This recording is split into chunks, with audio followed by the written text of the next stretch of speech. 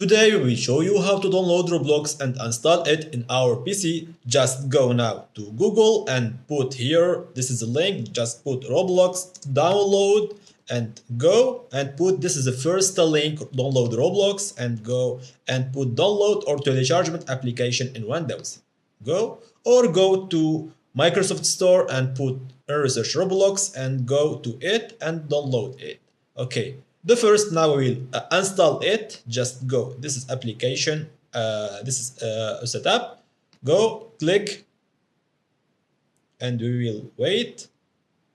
Now this is we will wait it. Just go here.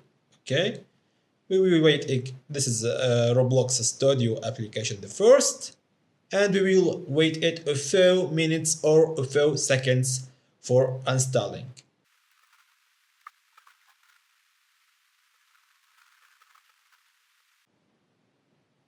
Okay, now we will wait it. Okay, now we have Roblox player. Just only 1 second to go here. We have now Roblox player and it is open.